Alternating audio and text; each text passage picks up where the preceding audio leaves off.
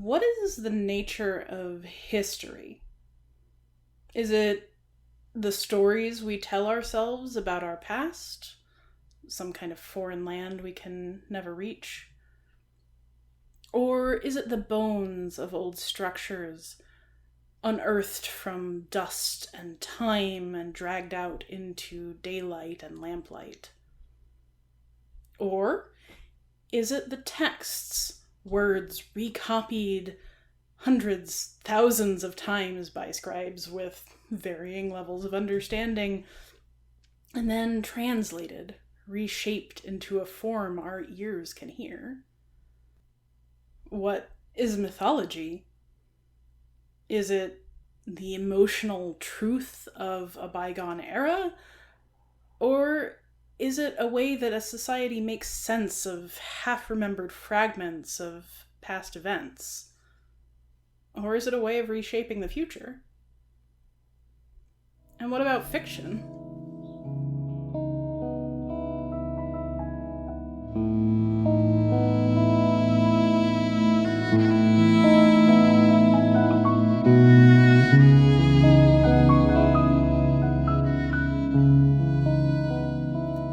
Hello and welcome. I'm Zilla, and this is my Athenaeum.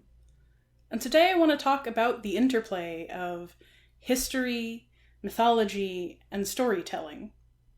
And I want to do it through the lens of one of my favorite recent reads. So, hi, why don't you introduce yourself and tell us a little bit about your background and your book? Sure. Hi, I'm Maya Deane. I'm the author of Wrath Goddess Sing, which is a trans adaptation of the Iliad, retelling, reimagining. Really, these are not well-defined terms.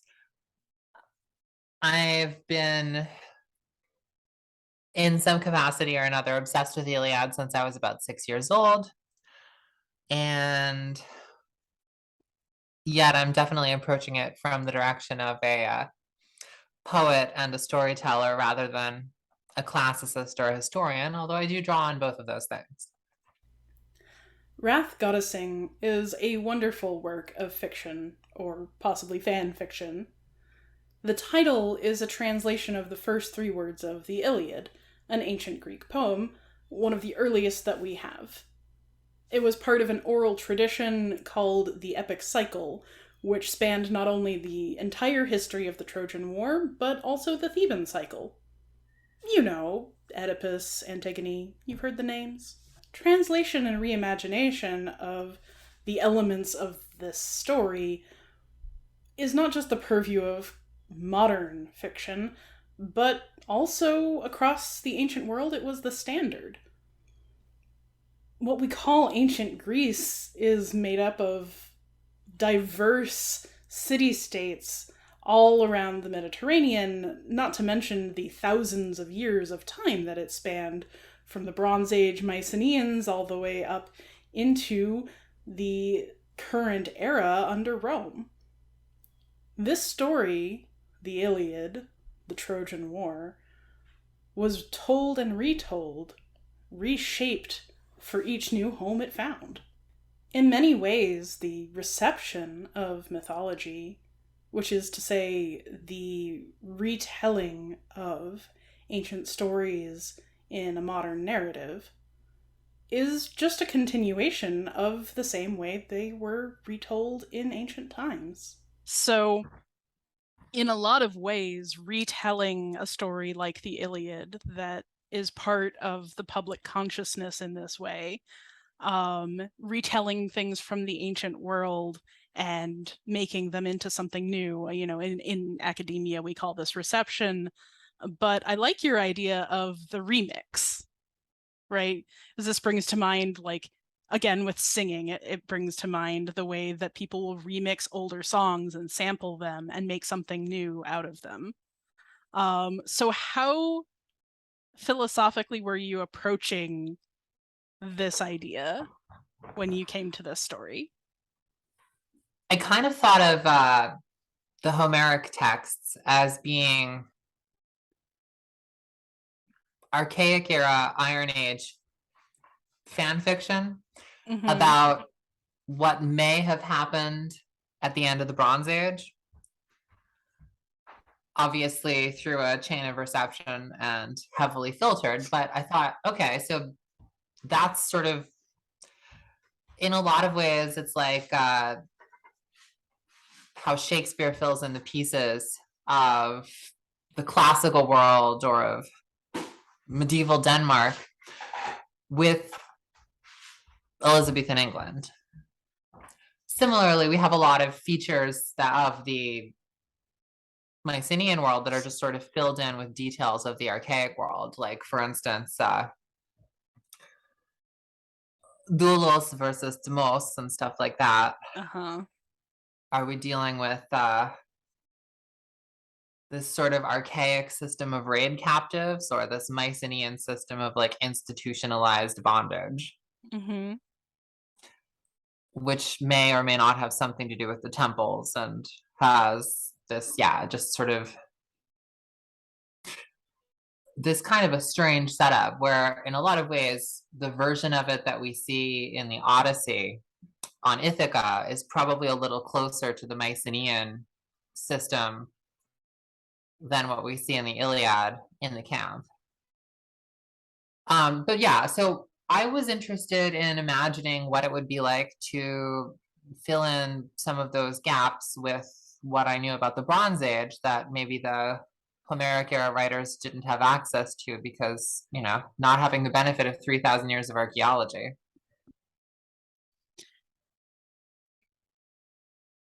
I'm trying to see what I could plausibly do to sort of bring in more of the awareness that the Mycenaean world was. I think it's actually really present in the Iliad, the degree, an awareness of the degree of how cosmopolitan the Mycenaeans were. Not hard to be aware of that. He's sort of writing about the end of a golden age. So there are all these little moments where we're sort of given information that maybe Ionian poets in the 8th century wouldn't be aware of, but would be aware of, but would never have seen for themselves, like the riches of Thebes in Egypt. I do love this conception of this sort of rewriting as fanfic, because it really is, right? Yeah. Like, and this is a big scholarly movement now, is seeing these retellings as fanfic, or seeing fanfic as a genuine literary impulse, at least. And I know there's a lot of, I know there's a lot of work trying to talk about, the biblical fan fiction in particular, which is wonderful. I love it. Which I've done a little bit of, yeah. Yeah. These particular fandoms, these songs, were the core of shared cultural knowledge among the scattered Greek city-states. And each audience might find different elements more or less compelling.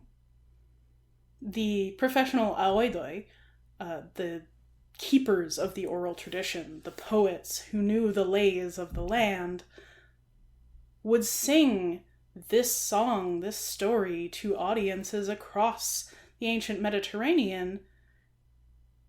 But to a modern ear, each retelling would be slightly different than the last. So what of Homer, the singular author to whom these texts are attributed? Well, most modern scholars don't believe he existed.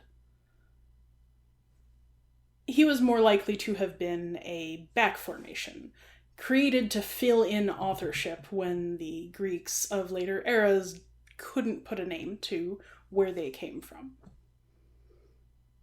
That said, there's always the possibility that a blind bard from Chios did exist, and perhaps even his version of the tale is the one that got transcribed. But honestly, even that's pretty dubious.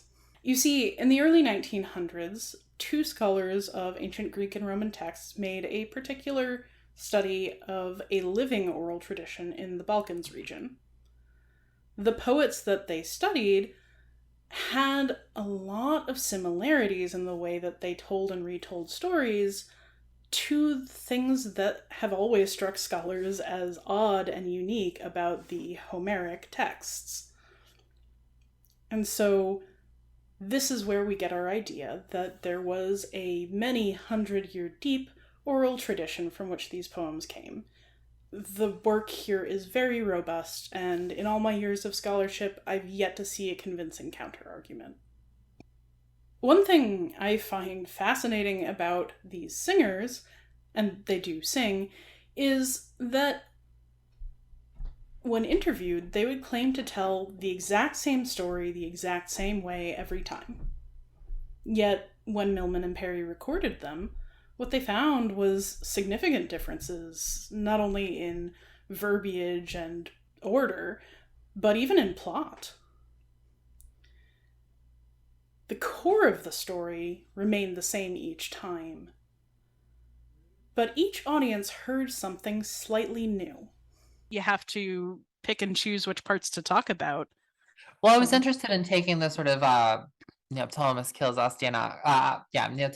Astyanax brutally, and just projecting that onto the mothers. Like, why not let them have this out?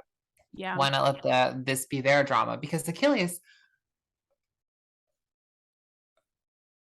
systematically kills in various forms of the myth, but systematically kills the entire family. So I was like, how does that happen? Like, yeah. And the question of where Neoptolemus actually comes from is one of those perpetual, like, when was there even time? Or Andromache, because if you think about Andromache as more than just the function of Hector's wife, and you think, well, here's a person who had a past before this war. She's in this city because a siege happened, but she wasn't married to Hector forever. We're really just coming in and what? The Iliad at the final hour of things.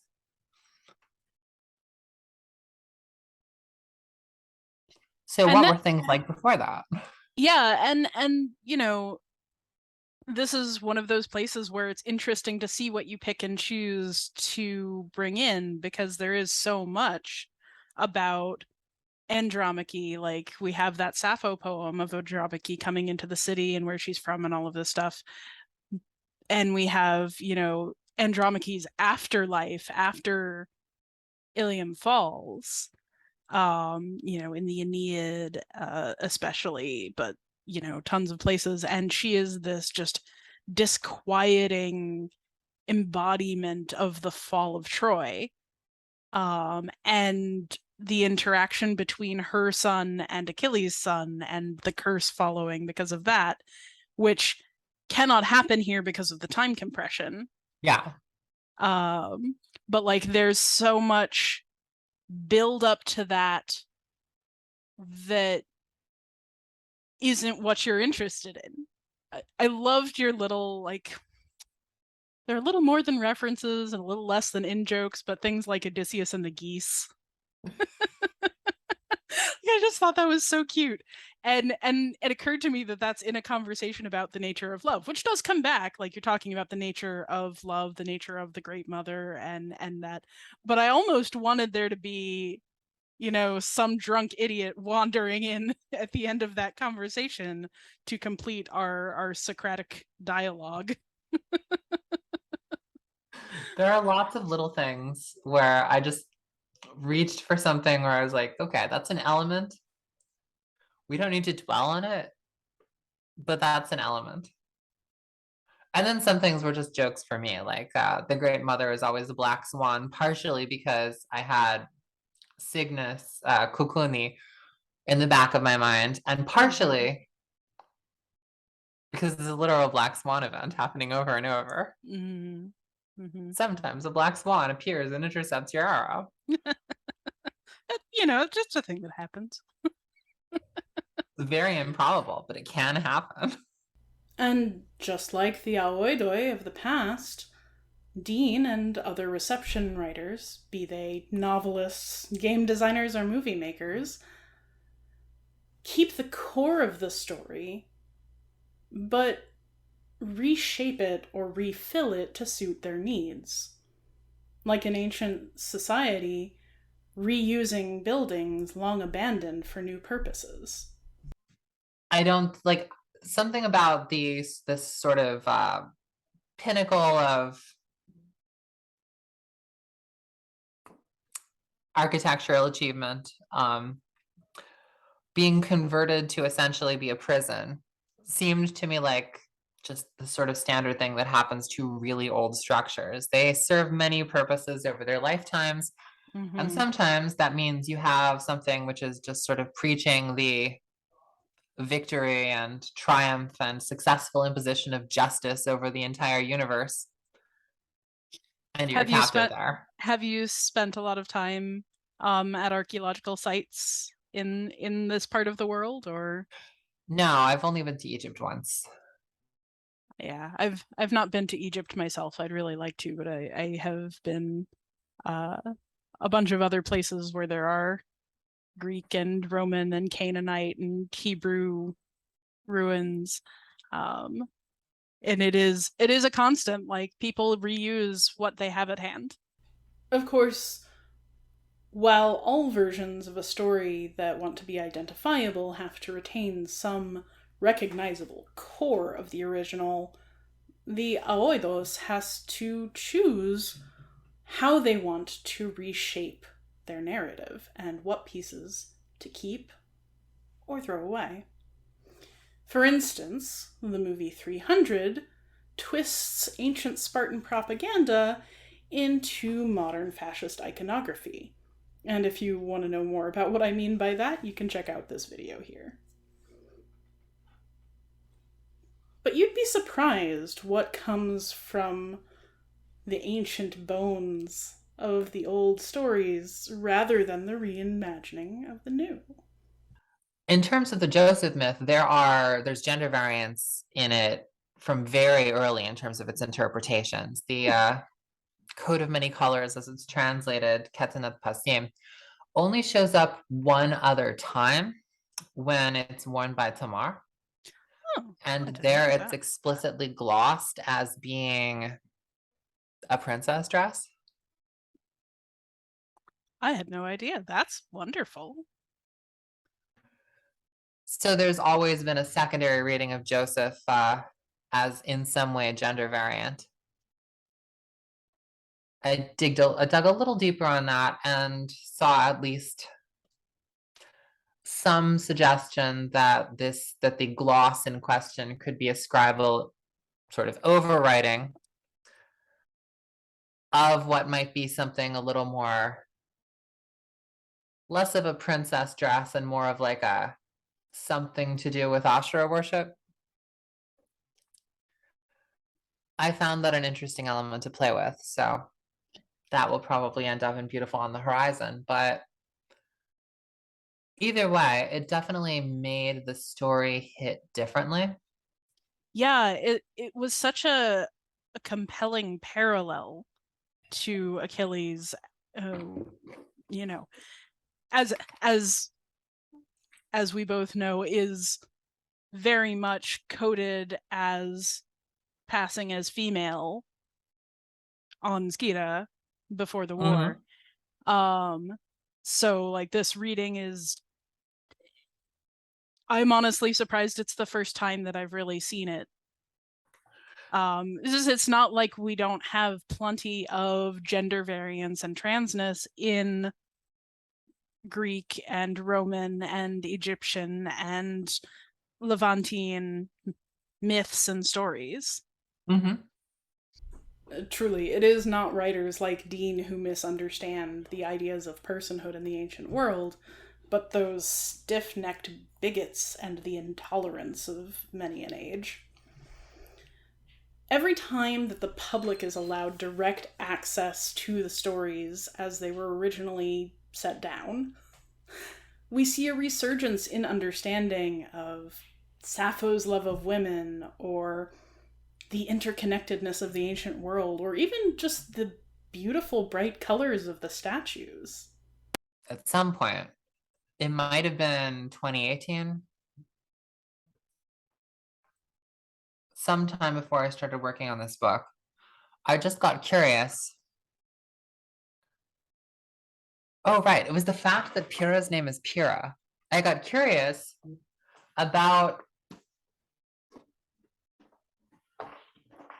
why she's so often portrayed as blonde when her nickname was famously Red. Red. I was like, what? Why would you portray someone whose nickname is Red as blonde? Like, is this a nickname normally given out for some other reason? Like, seems to track with hair color more commonly than any other thing. Mm-hmm. And that's how I came upon bad 19th century philology about the words xanthos and kienos, which offended me.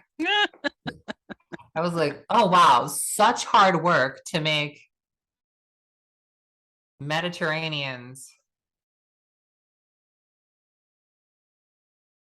Nazis.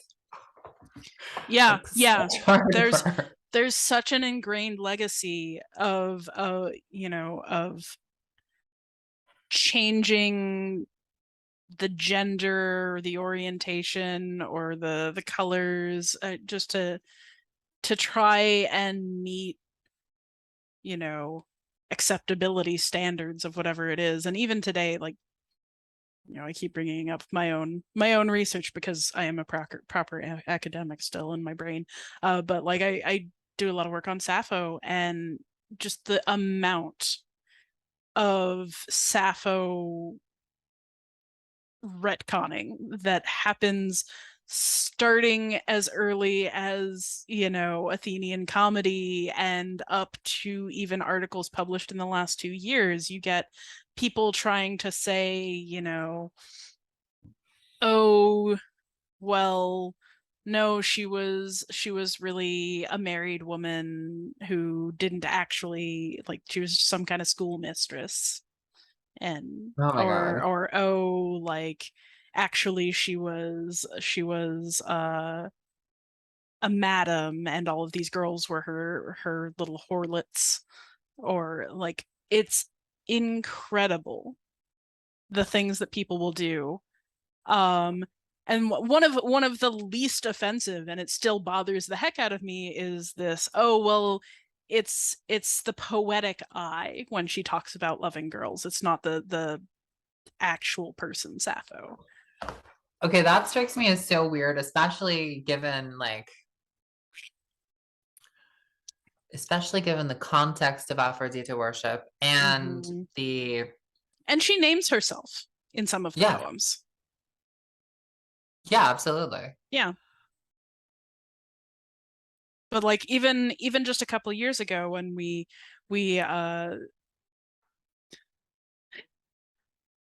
uncovered doesn't quite feel like the word given all the scandal around it, but we received 2 new poems that we'd never seen before, that are clearly Sappho. Yeah.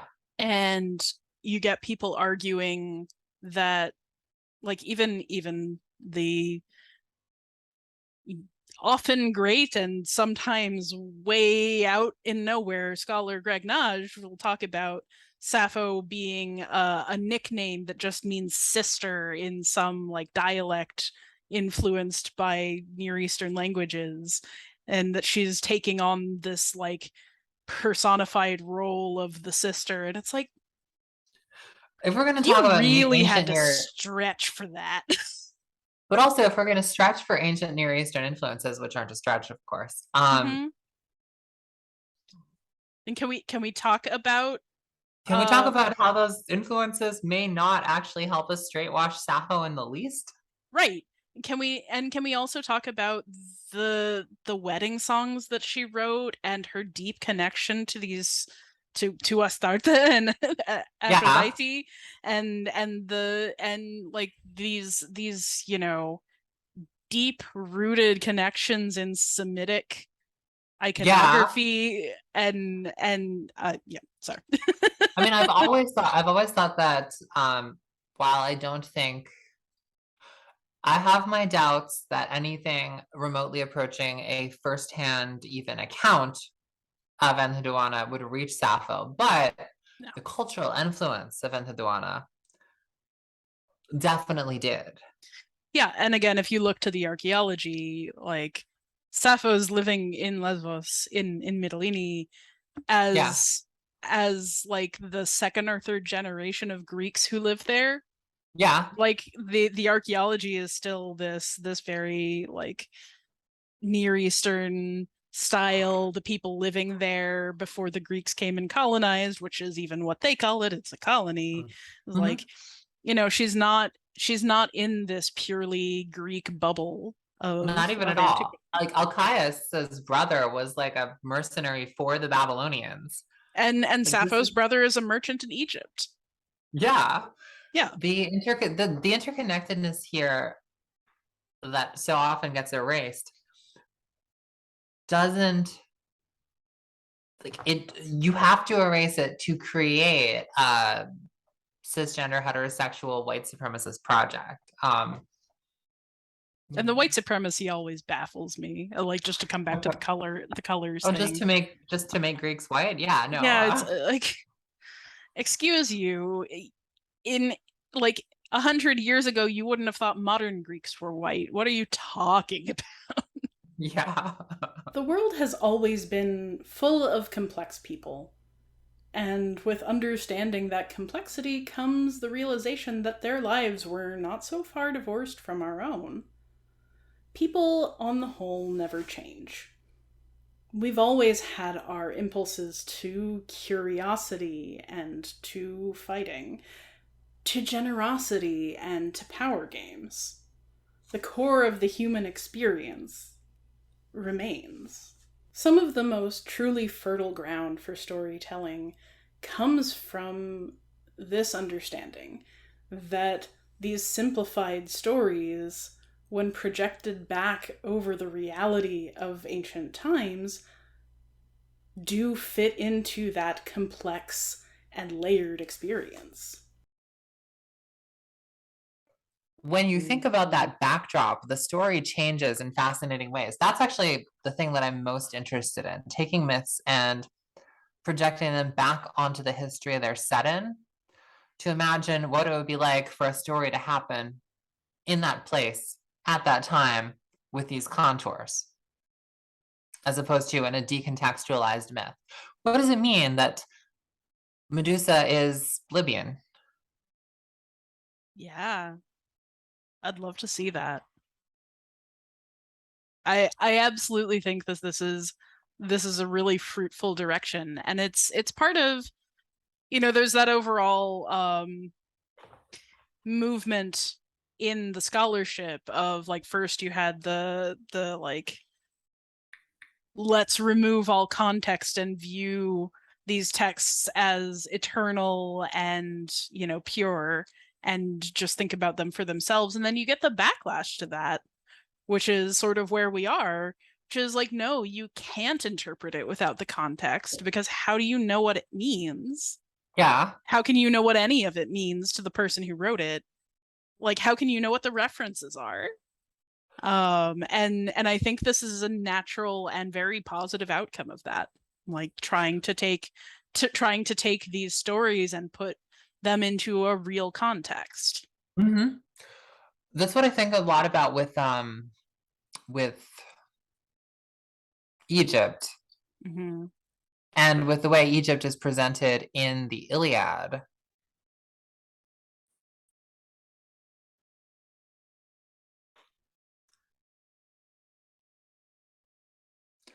Because Egypt is in the Iliad as the legendary place, which is so wealthy that they just have treasure lying around. Mm-hmm. Where everyone has bronze armor, and it's just absolutely terrifying. Like, mm-hmm. even the way that Thebes is called 100-gated Thebes, Mm-hmm. as opposed to 7-gated Thebes, gives you a sense, first, that the Achaeans were indeed shit linguists, but also, yeah. but also about their awareness of where they were in relation to this larger world. And with that in mind, let's take a closer look at Wrath Goddess Sing. How does that sort of retrojection play out? The gods in Wrath Goddess Sing are manifold. Well, not so much many as many layered. Complicated, you might say. They take on Hittite names, Egyptian roles, identities and relationships that you might not expect coming from a purely Greek point of view. In archaic Greece, the earliest period from which we get these pieces of literature, we know that some Greeks had no issue projecting the names of their gods onto unfamiliar ones in order to make sense of other religions. For example, Herodotus famously claims that Horus, the Egyptian god, is their version of Apollo, which, if you know anything about those two gods, doesn't make a whole lot of sense. But clearly he found enough similarity there to worship and to identify with. This is called Interpretatio Graeca. We also know that the Greeks were comfortable integrating gods from outside their pantheon. For example, the introduction of Aphrodite, whose origin was Near Eastern Astarte. Among modern scholars, we've been able to piece back together what seems to be a Proto-Indo-European mythological pantheon. There are certain gods with certain roles and certain purviews that seem to have different outcomes in various branches of Indo-European daughters, such as the Vedic gods, the Greek gods, and the Hittite gods. Given all these various elements, that made me very curious when reading the book where Deane would fall, given the gods and their shape in Wrath Goddess Sing. So do you, are you familiar with the Proto-Indo-European theory of mythology? I don't know how Yes. much you've studied this in particular, but it sounds like you have a pretty deep knowledge of the connections between all of these civilizations. Yeah, when I was a small child, not quite 6, but 7 or 8, I became intensely fascinated because my father had a copy of In Search of the Indo-Europeans just sitting in his like academic library thing. Yep. And it meant very little to me at age 8. I was rather confused by it, but it definitely like instilled some questions that stuck with me. So in a lot of ways, I am going with a sort of I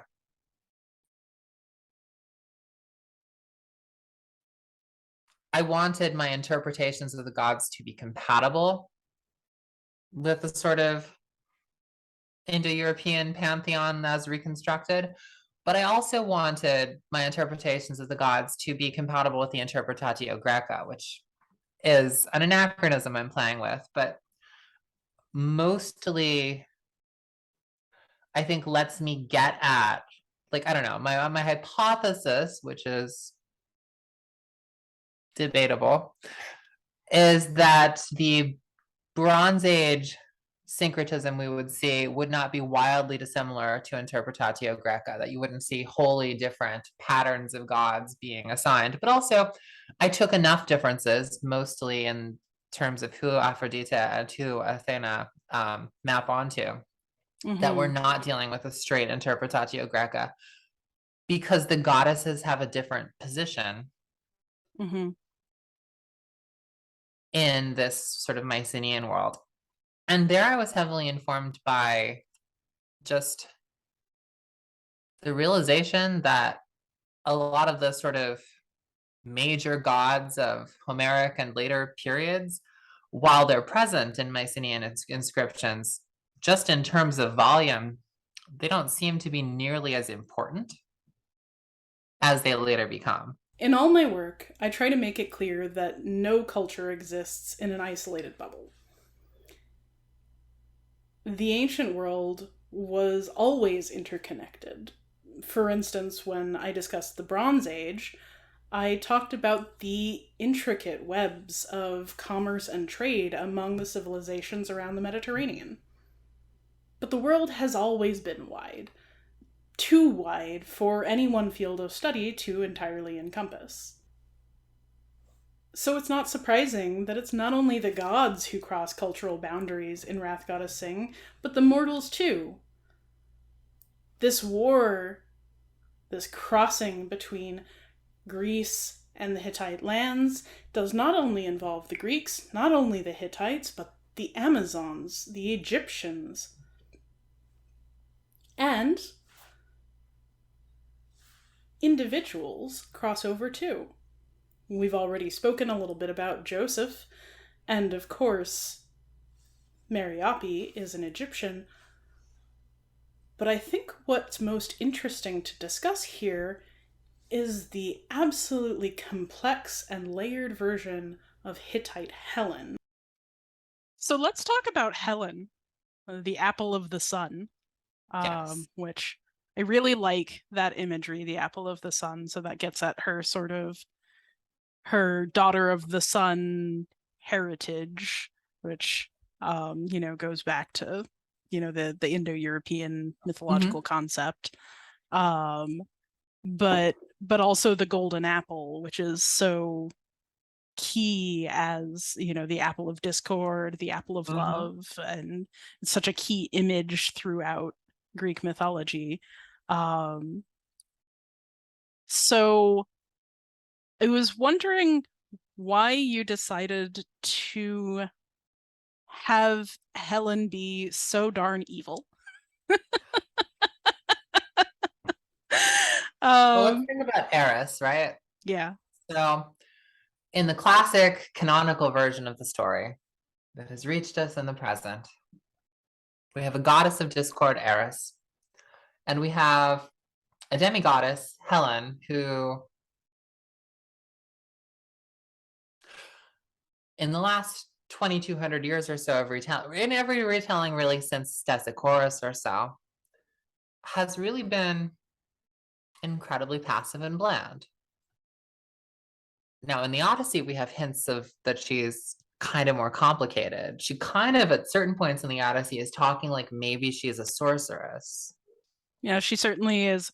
She is certainly a pharmakeia, right? Like she mixes up like a sweet dreams blend and gives it out to everybody. And we have that bit where it's like, yeah, she was, trying to imitate people's wives' voices outside the Trojan horse to draw them out, but no, she really wants to be home here, like all the way to like to the point where, well, to talk about Stesichorus and the jokes we were making earlier. Yes. So, Stesichorus supposedly writes a thing, bashing Helen, and she, as a goddess, strikes him blind, and so he writes this praise paean to Helen saying, please give me my eyesight back. I was wrong. I take it all back. I was wrong. I take it all back. You weren't even in Troy. You were in Egypt the entire time. And then we get Euripides riffing on that, which is one of my favorite plays of all time. Euripides Helen is just, it's fantastic. So in all of those things, I'm fascinated by the versions of Helen that aren't received Helen, who like received Helen is, Diane Kruger looking pretty on a wall somewhere, but also sad and worried and not really doing anything. Received Helen isn't even Iliad Helen, because Iliad Helen is bananas. Iliad Helen is like the first thing we see Iliad Helen doing. She's making a tapestry of people fighting over her, and she's like, this has artistic merit. And she's going out onto the walls of Troy and she's looking for her brothers. She's like, do they love me enough to fight? And then the narrator's like, dear reader, they were dead. Which brings me around to one of the core themes of this book that I really wanted to highlight: femininity. The complexity of femininity in all its forms. In the Iliad, when you read that poem, there are really only two human women who get much detail. There is Helen, the prize wife, and there's Andromache, the loyal wife. And everyone else is pretty well reduced to just one note: a slave, a noblewoman, or they're a goddess, and beyond reproach. So one of the things is I just was interested in telling a story about, like, the sort of genesis of the story for me was actually just a vision of Achilles talking to Aphrodite. And the first thing that I wrote was the chapter 34, which is Aphrodite's sort of monologue. Mm. And everything else kind of came out of that. So from my earliest conception, it was like, well, what is it like if we don't necessarily approach this from a classical era frame where the most important stories are the stories of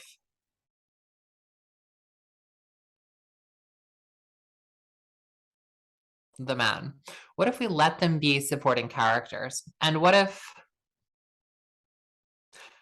the drama of the story is not about whether or not they'll be supporting characters? What if they just are? And we find the drama somewhere else. Like, I'm not trying to rehash, Brian Cox Agamemnon or anything like that. Like, Honestly, secondary character Agamemnon is the only Agamemnon I've ever enjoyed as a character. He's just such trash most of the time. Yeah, exactly. Like, I don't need him to be like someone's bad dad. It's fine if he's just, it's fine if he's more the kind of person you can imagine actually successfully getting 1,100 ships to sail from the same set of harbors in a reasonably controlled way, who's the kind of guy who will talk about circling back to things in meetings. Exactly. And then we'll actually do it instead of forgetting.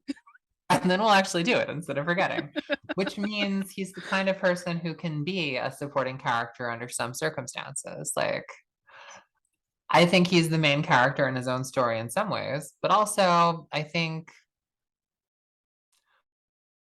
who gets to be the main character, yeah, just didn't want that to be the anxiety driving the story.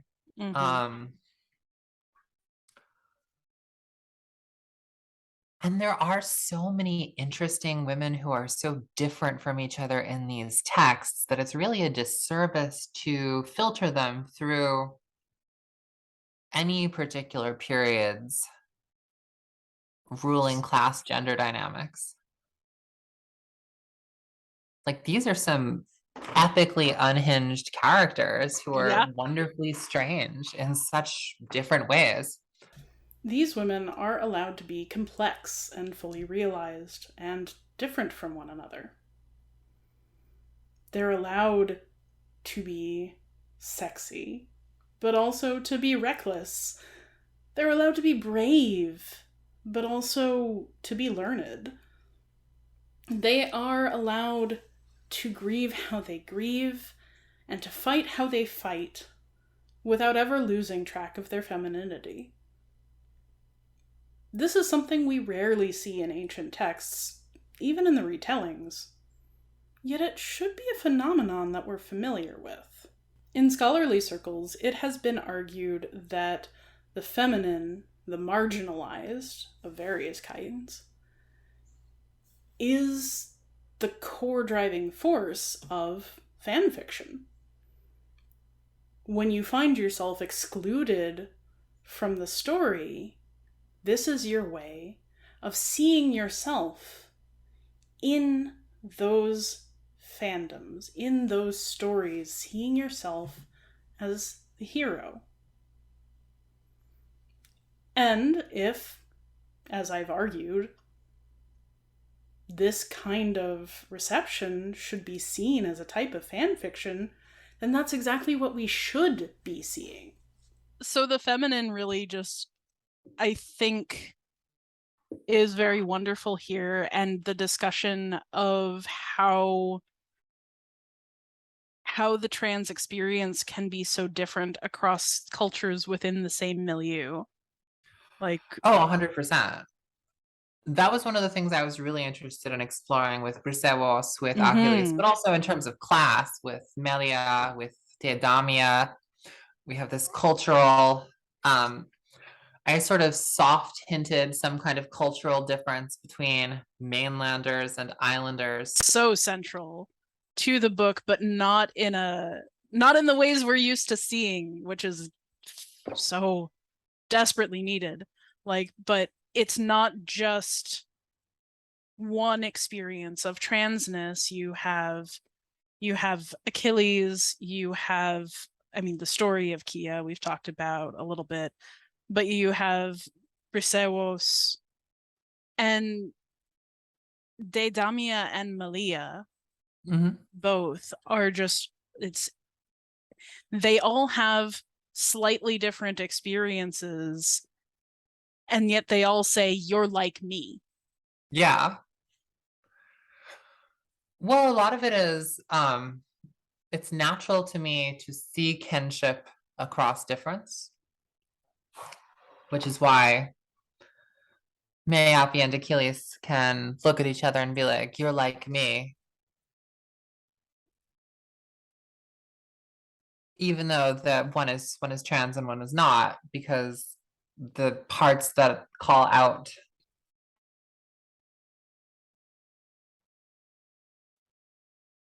are salient. I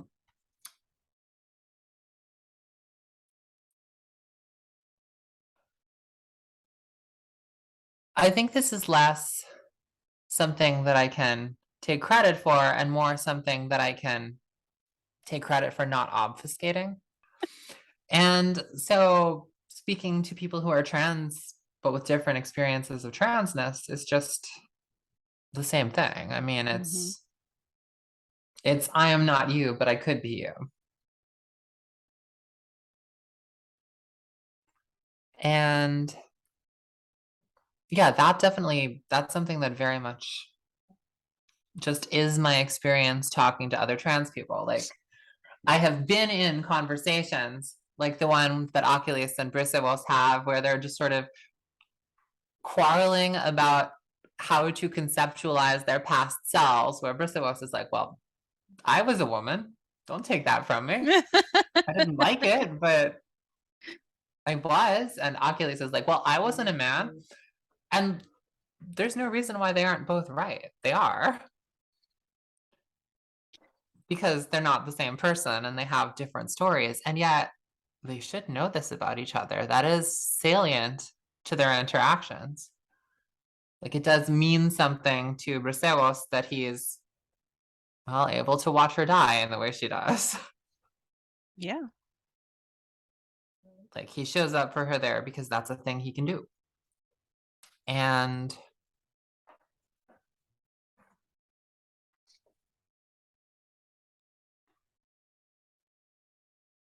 yeah, I think it's more that one can choose not to hide that. Yeah, I really appreciated that. Because I think we're still, at least in sort of representationally, we're still very much in the stage of, oh, occasionally there's a trans person, but it's either their defining feature or it's some kind of trope. Yeah. And just to have this diverse cast of trans people just living their lives just as part of normal life, it just felt really real. It felt really satisfying. It's something I feel like we just don't get enough of, and I really want to see more of it. I want to see more of it too. I think that in so many ways, I think representation is the wrong way to think about it. I think that representation makes it sound like we're trying to deploy a certain number of Pokemon. Yeah. And yeah. I want to see the range of people. So maybe it's not about representation, or not only about representation. Maybe reception is about finding empathy and connection for those foreigners from the faraway land of the past. Maybe it's about us and finding our own songs to sing. People describing their experiences and their memories within the novel. You use the term sing a lot. Was that a deliberate choice to, you know, kind of tie the experience to the singing? Partially, I was very much thinking about the ways that, like, I was very much trying to capture some of the music of the Homeric texts. Very much trying to capture some of the sense of how stories are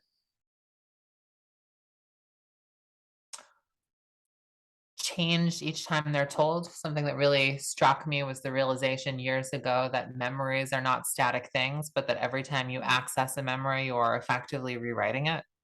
But ultimately, I'm trying to produce something, I don't know if joyous is the word, but definitely song-like. I'm trying to sing a song. Keep learning, friends.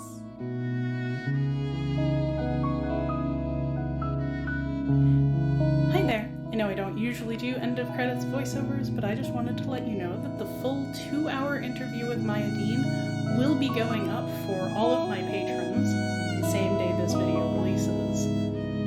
If you can't wait another week for it to go live for everyone else, please come and join us. Links in the doobly-doo. Thank you so much.